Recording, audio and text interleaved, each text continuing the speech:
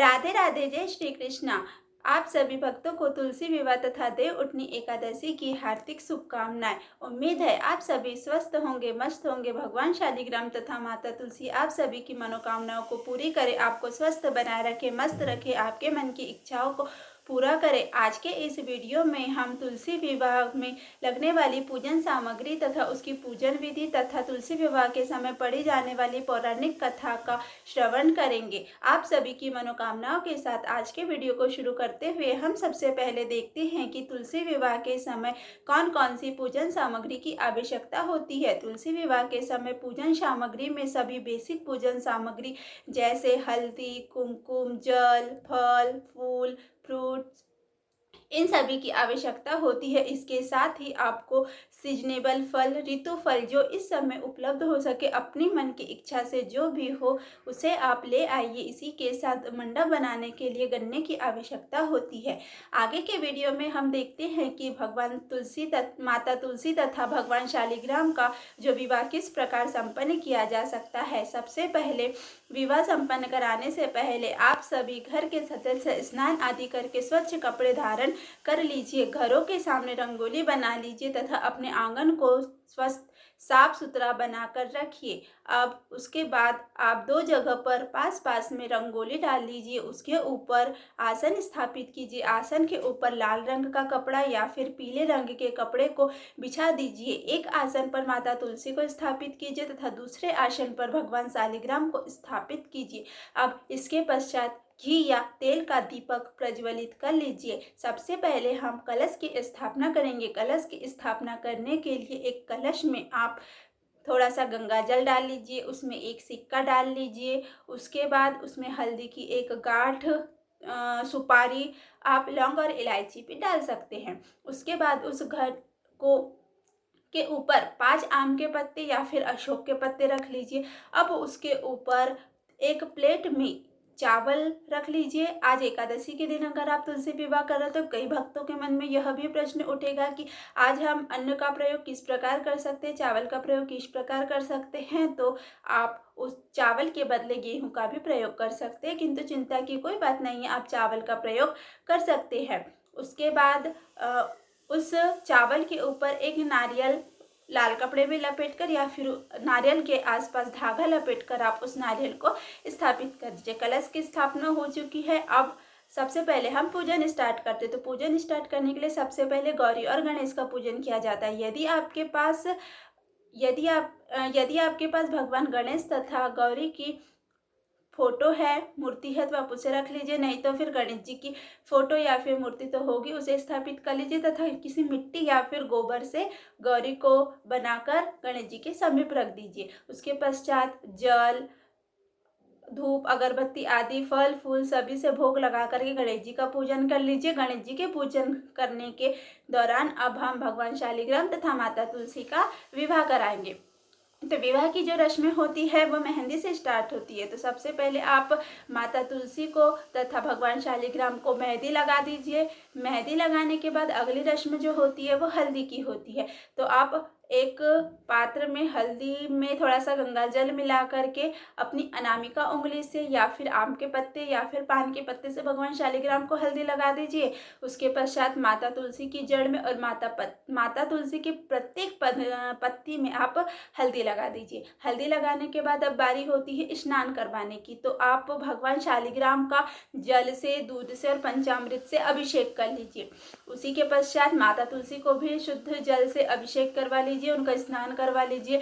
दोनों के स्नान करने के बाद अब दोनों को वस्त्र दीजिए। तो माता तुलसी को आप लाल रंग की साड़ी, लाल रंग की चुनरी दे सकते हैं। अगर साड़ी उपलब्ध नहीं है तो सिर्फ माता रानी को चुनरी ही समर्पित कीजिए। भगवान शालिग्राम को पीले रंग के वस्त्र दे दीजिए तथा उन्हें गठबंधन करने के लिए एक कुछ पटवा ऐसा कुछ दे दीजिए जिससे माता तुलसी तथा भगवान शालिग्राम का गठबंधन हो सके।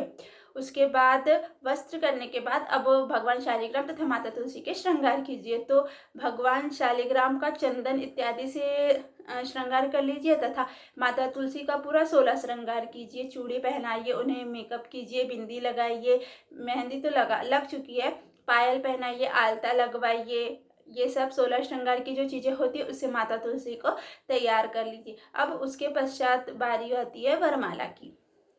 तो माता तुलसी आपको इसके लिए 2 वरमाले की आवश्यकता होगी। पहली वरमाला माता तुलसी को शालिग्राम को पहनाएगी, तो आप एक माला को ले लीजिए, माता तुलसी का स्पर्श कराकर उसे भगवान शालिग्राम को पहना दीजिए तथा दूसरी माला को भगवान शालिग्राम को स्पर्श करा के माता तुलसी को पहना दीजिए। अब उसके पश्चात सिंदूर दान की बारी, आप उसके बाद गठबंधन करवा लीजिए। तो माता तुलसी की चुन्नी में आप थोड़ा सा फूल, सफ़ेद तिल तथा एक सिक्का डाल करके भगवान शालिग्राम के साथ उनका गठबंधन करवा लीजिए। अब उसके पश्चात सिंदूरदान की बारी।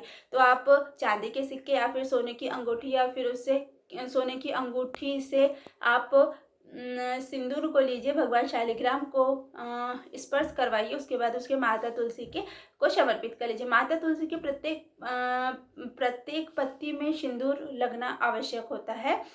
तो ये सिंदूरदान हो गया। अब उसके बाद फेरे की बारी आती है। तो घर का कोई भी पुरुष सदस्य आप भगवान शालिग्राम को उनके स्थान से उठा लीजिए और माता तुलसी की 7 बार परिक्रमा कर लीजिए, तो फेरे समाप्त हो जाएंगे। यहाँ पर ध्यान देने योग्य बात यह है कि जो फेरे होते हैं वो सिर्फ पुरुष वर्ग के द्वारा ही करवाए जाते हैं। अगर घर में कोई बड़ा पुरुष वर्ग उपस्थित नहीं है तो एक छोटा पुरुष कोई होगा तो वो भी फेरे करवा सकता है। अब यहाँ पर भगवान माता तुलसी तथा भगवान शालिग्राम का विवाह संपन्न होता है। इसके पश्चात आप माता तुलसी तथा भगवान शालिग्राम की पूजा अर्चना कीजिए, उन्हें फल फूल समर्पित कीजिए, जो भी मिठास या पकवान आपने बनाए वो समर्पित कीजिए। उसके बाद भगवान शालिग्राम की आरती कीजिए, फिर माता तुलसी की आरती कीजिए। उसके पश्चात प्रसाद वितरण कीजिए, घर के सदस्यों के साथ भोजन ग्रहण कीजिए।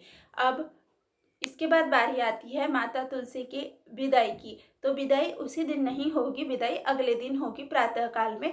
तो आप प्रातः काल में होगी तो दोनों को स्नान करवा लीजिए, उन्हें नए वस्त्र धारण करवा लीजिए, दोनों को तैयार करवा लीजिए। भगवान शालिग्राम तथा माता तुलसी दोनों को, माता तुलसी का 16 श्रृंगार कीजिए, माता तुलसी का 16 श्रृंगार कीजिए। उसके बाद माता तुलसी को दक्षिणा समर्पित कीजिए। अगर माता तुलसी और भगवान शालिग्राम आपके घर के ही है तो माता तुलसी को घर में ही स्थापित रखें। यदि आप भगवान शालिग्राम को कहीं मंदिर से लेकर के आए हैं तो माता तुलसी की जो विदाई होगी वो मंदिर में ही होगी।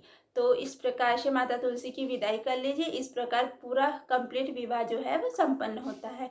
अब इसके बाद आगे के वीडियो में हम माता तुलसी विवाह के शुभ अवसर पर पढ़ी जाने वाली एक पौराणिक कथा का श्रवण करेंगे। कहा जाता है कि पूजा बिना कथा सुने हमेशा से ही अधूरी होती है, इसीलिए जब भी आप चाहे कोई भी पूजा करें उससे संबंधित एक कथा का श्रवण जरूर करें। तो चलिए शुरू करते हैं हम तुलसी विवाह से संबंधित कथा को।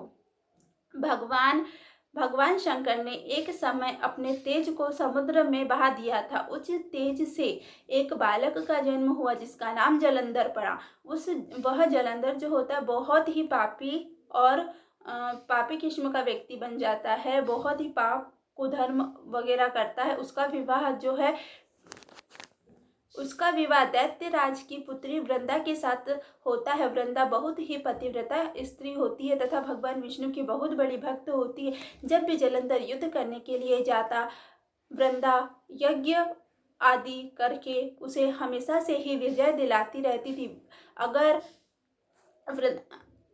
वृंदा के पतिव्रता धर्म के कारण जलंधर को कभी भी हार का सामना नहीं करना पड़ता था। इसी का फायदा उठाते हुए जलंधर ने एक बार माता लक्ष्मी को पाना चाहा। तब माता लक्ष्मी ने जलंधर को अपना भाई बना लिया और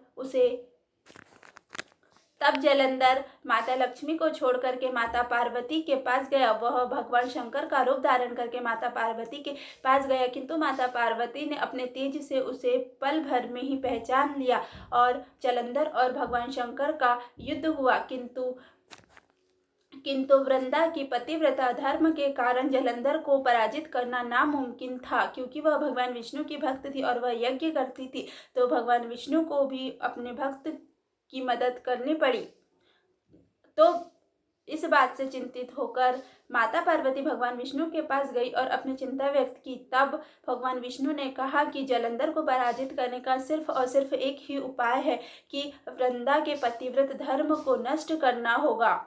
तब भगवान विष्णु वृंदा के पास गए। अपना रूप बदलकर भगवान विष्णु ने जलंधर का रूप धारण किया और वृंदा के समीप गए। जलंधर को देखते ही वृंदा ने जलंधर के चरण स्पर्श किए। कुछ समय तक भगवान विष्णु जलंधर का ही रूप धारण करके वृंदा के साथ रहने लगे। किंतु एक दिन भगवान विष्णु, जिन्होंने जलंधर का रूप धारण किया था, वृंदा को उस स्थान पर लेके गए जहां पर महादेव तथा जलंधर का युद्ध चल रहा था। उधर जलंधर की शक्ति भी क्षीण होती जा रही थी क्योंकि वृंदा ने यज्ञ करना बंद कर दिया था। तब वृंदा ने जलंधर को देखा तो वह आश्चर्यचकित हो गई। उसने भगवान विष्णु, जो कि जलंधर का रूप धारण किया था, उनसे पूछा कि आप कौन हैं, अपना रूप सामने लाइए। तब भगवान विष्णु ने जलंधर का रूप छोड़ करके स्वयं अपने विकराल रूप में प्रकट हुए।